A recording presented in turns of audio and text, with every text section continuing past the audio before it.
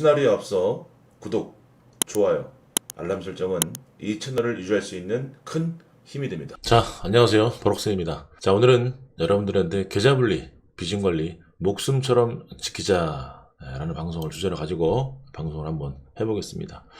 보통 일반적으로 개인분들이, 개미분들이 계좌를 분리하지 않습니다. 계좌를 한 계좌에다가 단타, 수익 단기, 중장기, 뭐 모아가는 주식, 뭐 좋다는 주식, 여기서 기동령으로 듣고 저기서 기동령으로 듣고 이런 주식들을 한 계좌에다가 모두 다 담아놓죠. 그리고 비중도 다 틀립니다. 어떤 건 뭐 여러분 비중이 이제 예를 들어서 뭐 1억이라고 하면 어떤 종목은 5천만 원, 어떤 종목은 500만 원, 어떤 종목은 100만 원.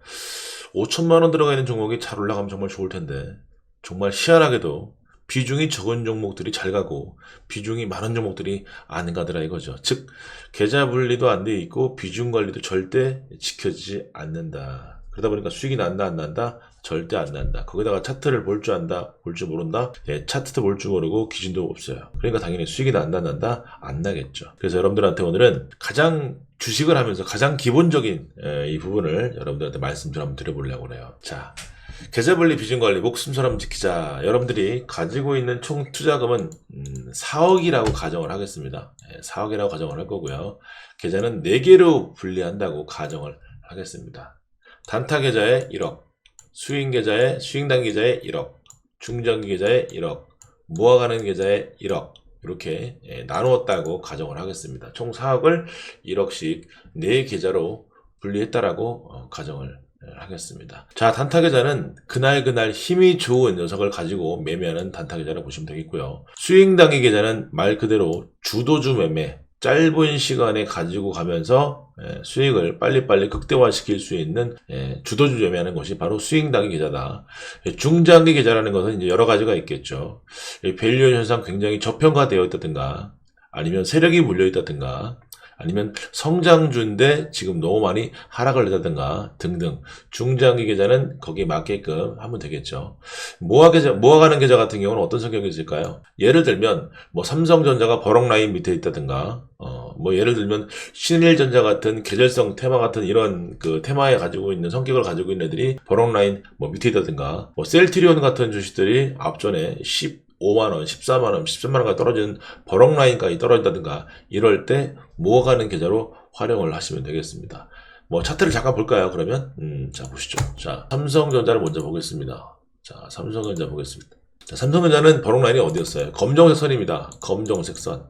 이 검정색 선 밑에 있을 때는 뭐 다 모아가는 거죠. 다 밑에 있을 때는 기였으니까요. 자, 셀트리온 한번 볼까요? 자, 셀트리온 보죠. 자, 셀트리온도 마찬가지죠. 제가 버럭라인 밑에 항상 기회였다 그랬습니다. 버럭라인 밑에 모아가는 거. 자, 그리고 뭐 계절성 테마, 뭐 신일전자 같은 경우 선풍기 만드는 회사인데요. 역시 버럭라인 밑에 검은선 밑에 있을 때 이때는 다 기회였죠. 그리고 이제 뭐 대북 테마 같은 경우 예를 들어서 뭐 이런 거라고 있을 게 있죠. 현대로템 같은 경우 이런 것도 마찬가지죠. 버럭라인 밑에 있을 때 역시 기회였다라는 거. 앞으로도 이런 테마가 이루어질까요? 이루어지겠죠. 그죠? 그러면 천천히 이런 것들은 모아가면 되겠다라는 관점으로 봤을 때, 관점에서 봤을 때 이 모아가는 계좌는 그렇게 활용하시면 되겠다라고 보시면 될 것 같습니다. 종목의 수는 관계없다. 여기는 다만 종목의 수는 관계없지만 비중은 똑같아야 됩니다. 즉 한 종목에 100만원 들어갔다면 이 종목도 100만원 들어가야 되겠죠. 즉 모아가는 과정 속에서 어떤 거는 1000만원 모아져 있고 어떤 거는 500만원 모아져 있고 어떤 건 100만원 모아져 있다. 안 된다라는 얘기입니다. 종목이 5개든 10개든 관계는 없겠지만 모아가는 비중은 똑같아야 된다라는 것이 원칙이겠죠. 자, 그러면 단타 계좌에 이렇게 4종목에서 6종목, 수익 단기 계좌에 4종목에서 6종목, 중장기 계좌에 4종목에서 6종목 이렇게 편입할 수 있다라고 가정을 하겠습니다. 적게는 4개에서 많게는 6개까지 편입을 할 수 있다라고 가정을 하겠습니다. 뭐 단타 같은 경우는 그날 사서 그날 팔거나 혹은 오버나잇 정도 할 수 있기 때문에 이렇게 보유할 수는 필요는 없겠죠. 그러나 이렇게 설명해 놓은 거는 제가 왜 그렇게 했는지에 대해서 설명을 드리기 위해서 해놓은 거니까 들어보시면 이해가 될 겁니다. 자, 보통 4종목으로 내가 세팅을 한다고 했을 때 1억이 기준이면 한 종목당 들어갈 수 있는 최대 맥시멈은 2,500만 원입니다. 즉 무슨 말이냐면 내가 종목이 아무리 좋다고 하더라도 그 종목은 2,500만 원 이상 매수하시면 안 된다라는 얘기예요. 왜? 안 그러면 다른 종목을 똑같은 비중으로 매수할 수 없기 때문입니다. 자, 그럼 6종목을 여러분들이 풀 맥시멈으로 봤을 때 한 종목에 들어갈 수 있는 맥시멈은 얼마냐? 약 1,700만 원입니다. 6116, 67, 42. 약 1,700만 원이 조금 안 되겠죠? 그럼 1,700만 원 정도 볼 수 있다. 즉, 4종목이 풀 맥시멈했을 때는 2,500, 6종목이 풀 맥시멈했을 때는 1,700이 여러분들이 최대 비중이다 라고 볼 수 있습니다. 여기도 마찬가지고, 여기도 마찬가지고, 여기도 마찬가지일 거예요. 자, 그런데 여기서 중요한 거 맥시멈은 뭐냐? 자, 종목이 풀로 찬 상태에서 한 종목을 더 추가 편입할 경우 현금이 없잖아요. 여기도 풀 맥시멈, 여기도 풀 맥시멈 찼어요. 그래서 현금이 하나도 없어요. 여기도 다 없어요. 현금이 없는데 그러면 어떻게 한 종목을 추가로 편입할 수 있을까? 한 종목을 편입하게 되면 6종목에서 플러스 한 종목이 더 추가 편입되는 거니까 7종목이 되는 거겠죠. 그러면 7종목이 되게 되면 한 종목당 최대 비중은 약 1,500만 원이 되는 겁니다. 7인 7, 57, 35. 약 1억이 조금 오버되는 거니까 1,500만 원이 조금 안 되겠죠. 1,400 몇십만 원이 될 거예요. 자, 그렇게 되면 6종목이었을 때는 1,700이었는데 한 종목이 늘어나니까 약 1,500만 원이 돼야 됩니다. 그럼 어떻게 될까요? 6종목에서 똑같이 일괄적으로 약 200만 원 조금 넘게 덜어내게 되면은 약 1,400에서 1,500 정도가 만들어지는 걸 알 수 있습니다. 즉 무슨 말이냐면 한 종목을 편입하기 위해서는 가지고 있는 보유하고 있는 종목에서 동일한 금액만큼 덜어낸다. 이 동일한 금액을 덜어냈을 때 합쳐진 금액이 7번째 종목이 되는데 그 7번째 종목의 합이 덜어내고 남아있는 합과 동일한 것이 원칙이다라는 거예요. 무슨 말인지 이해가 가셨죠? 자, 여기서 더 중요한 거. 어떤 종목은 플러스가 나오고 있는 종목도 있을 거고요. 어떤 종목은 마이너스 나오고 있는 종목도 있을 거예요. 자, 그러면 이 종목은 30%가 플러스 났다고 가정을 하겠습니다. 자, 30%가 플러스 나오고 있고요. 여기는 마이너스가 운이 없어서 50% 나오고 있다고 칠게요. 자, 그러면 여러분들이 1,700만 원이 들어가서 플러스가 30% 났으면 3일은 3, 37이 21, 약 500만 원. 그러면 2,200만 원이 돼 있겠죠. 마이너스 50% 나고 있다라면 정확하게 반토막이 난 거니까요. 얼마가 됐을까요? 약 850만 원이 돼 있겠죠. 그죠?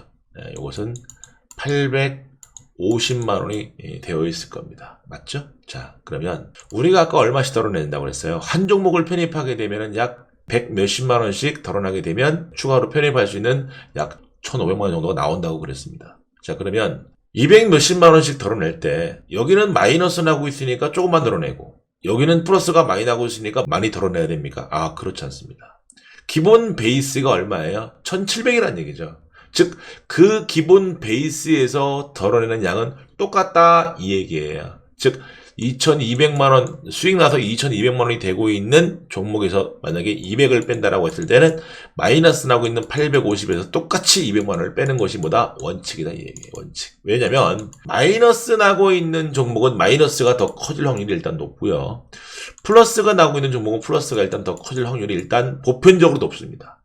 물론 그 상황이 어디고 그것이 조정장이냐 아니냐에 따라서 다르겠고 시장이 상승장임에도 불구하고 하락하는 종목인가에 따라서 달라질 수는 있겠다. 하지만 보편적으로 그런 확률이 높다. 따라서 여러분들이 한 종목을 편입하기 위해서는 뭐다? 똑같은 방식으로 비중을 덜어내는 것이 원칙이다. 이런 시나리오를 지속적으로 받아보시려면 구독, 좋아요, 알람 설정까지 해주시는 센스 잊지 마세요. 자, 그러면 여러분들이 이런 방식으로 가다가 종목이 계속 늘어날 수 있을 거예요. 정말로. 그렇죠? 그럼 종목이 계속 늘어나게 되면 안 맞아요. 뭐가 안 맞냐? 그러면 중장기 쪽에서 가고 있는 종목은 예를 들어서 7종목까지 편입해서 한 종목당 약 1,500만 원이라고 치겠습니다. 최대 맥시멈이. 근데 여기가 갑자기 10종목으로 늘어났어요. 그럼 여기는 7종목이고 여기는 10종목인데 그럼 한 종목 최대 비중이 안 맞잖아요. 그랬을 때는 어떻게 사용하는 겁니까? 바로 이 단타 계좌로 만들어놨던 계좌를 옮기는 거예요. 이렇게 이런 식으로. 최대 종목이 6종목이라고 7종목이라고 봤을 때 6개에서 7개라고 봤을 때 이렇게 맥시멈 6개에서 7개 종목이 넘어가면 다음 편입되는 수익 단기 종목은 뭐를 쓴다? 이 단타 계좌를 쓰는 거예요. 무슨 말인지 아시겠죠? 그렇게 해서 예를 들어서 여기도 7개 풀로 찼고 여기도 7개 풀로 찼다고 가정을 할게요. 자, 그럼 그때부터는 어떻게 하느냐 이거죠. 종목을 또 편입해야 돼요. 팔 수 있는 종목은 없어요. 예를 들어 가정을 드는 겁니다. 뭐 그러한 경우는 거의 없어요. 예, 계속 종목을 순환매를 돌리면서 없지만 가정을 하는 겁니다. 그랬을 때는 똑같은 방식으로 7종목에서 똑같이 비중을 덜어내서 수익 나고 있던 손실 나고 있던 그 종목에 제한받지 않고 똑같은 비중을 덜어내서 다시 8번째 종목을 매수하되 8번째 매수하는 종목의 비중과 남아있는 비중의 절대적인 값이 똑같아야 된다. 이것이 무조건 기본이에요. 무슨 말인지 아시겠죠? 그래서 또 한 종목이 늘어난다면 이제 이쪽에서 한 종목 늘려서 8종목 이런 식으로 늘려가는 겁니다. 무슨 말인지 이해하셨죠? 예, 따라서 여러분들이 스윙 단계로 가져가고 중장기로 가져가서 여러분들이 최대 맥시멈으로 가져갈 수 있는 종목은 막 50개, 60개 이렇게 갈 수 없다라는 얘기예요. 무슨 말인지 아시겠죠? 그래서 이렇게 최대 맥시멈의 종목이 늘어나다 보면 여러분들이 이제 어떤 걸 하셔야 되냐면 종목을 추려야 되는 상황이 나옵니다. 즉 무슨 말이냐면 어떤 걸 매도해서 어떤 걸 새로 편입할 건지에 대해서 뭐 해야 될까요? 판단을 내리셔야 되겠죠. 자, 이렇게 계좌를 분리하고 비중을 관리하다 보면 어떤 걸 하지 않느냐? 예, 여러분들이 몰빵을 하거나 이런 것들을 본질적으로 차단시킬 수 있습니다. 그리고 하락장, 코로나 같은 하락장을 만났을 때 어떻게 이겨낼 수 있느냐? 자, 중장기 계좌는 외생적 변수로 시장이 하락한 거니까 그 기업의 본질적인 악재가 있어서 하락한 게 아니에요. 그렇다는 건 뭐죠? 오히려 기회가 될 수 있기 때문에 더 매수할 수 있는 거고 모아가는 계좌 역시 마찬가지로 오히려 더 매수할 수 있는 기회가 생긴 거죠. 단타 계좌는 현금만 있으니까 그날 힘이 좋은 주식을 가지고 매매하면 되는 거니까 여기는 항상 현금이 되어 있으니까 여기도 기회가 될 거고요. 그죠? 혹은 쉬는 매매가 될 수 있겠죠. 그래서 여러분들이 관리할 계좌는 뭐다? 이 스윙 단기 계좌만 관리하시면 돼요. 왜? 아무튼 짧은 시간에는 뭐 한 달이 됐든 일주일이 됐든 혹은 2, 3개월이 됐든 하락장이 좀 지속될 것 같다 그랬을 때는 바로 이 스윙 단기 계좌에 주식을 현금화를 하는 것이 가장 중요하다. 왜? 가지고 있으면 어쨌든 중요한 건 외생적 변수 때문에 시장이 하락해서 거의 대부분의 종목들이 하락할 거니까요. 그렇다고 해서 내가 중장기로 가고자 하는 종목을 모두 팔 이유가 있을까요? 그럴 필요는 없겠죠. 그럴 필요는 없을 거예요. 내가 중장기적으로 편입할 때 어떤 기준으로 편입했냐가 가장 중요한 건데 중장기를 편입할 때는 어쨌든 가지고 와서 내가 수익을 거둘 만할 수 있는 오래 보유해서 혹은 추가적으로 더 매수해서 수익을 거둘 수 있을 만한 기준에 의해서 매수한 거기 때문에 오히려 더 매수해야 된다 이겁니다. 따라서 이렇게 계좌 분리와 비중 관리를 목숨처럼 지키다 보면 여러분들이 심리에서 일단 안정화가 될 수 있다. 이런 것들을 여러분들이 하나씩 몸에 익혀나가시면 분명히 좋은 결과를 만들어 나갈 수 있습니다. 이것을 하시는 분과 하시지 않는 분은 정말 하늘과 땅 차이로 차이가 납니다. 제가 이제 회원분들이라든가 가르쳐 보면 수익이 나는 분들도 있고 수익이 안 나는 분들도 계세요. 똑같은 종목을 주고 공부도 똑같이 가르칩니다. 근데 어떤 분들은 수익이 나고 어떤 분들은 손실이 나요. 왜 그럴까요? 이 비중 관리 계좌 분리가 안 돼 있기 때문에 그래요. 이거는 무조건 하셔야 된다. 무슨 말인지 아시겠죠? 네. 자, 여러분들이 이것을 한번 해보시고 난 다음에 어떤 결과가 오는지 한번 테스트를 한번 해보세요. 적은 금액이라고 해서 이걸 안 해야 된다? 그러면 금액이 많아야만 이렇게 해야 된다? 그렇지 않습니다. 몇 천만 원만 있어도 혹은 여러분들이 가진 게 몇백만 원이라 할지라도 이거를 처음부터 몸에 익히셔야만 나중에 돈이 많아지더라도 투자금이 더 불어나더라도 할 수 있다. 자, 이제 마지막으로 여러분들이 이제 단타 계좌를 운영하면서 수익이 났을 경우 이제 얘기를 할게요. 자, 수익이 났을 경우 한 달에 한 번씩 그 수익금을 정산해서 어떻게 하시는 거예요? 모 계좌를 하나 더 생성하시는 거예요.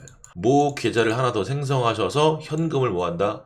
옮기시는 겁니다. 즉, 이거는 단타로 벌어서 수익난 단타 모 계좌를 하나 만드시고요. 이것은 한 달에 한 번씩 하는 게 좋아요.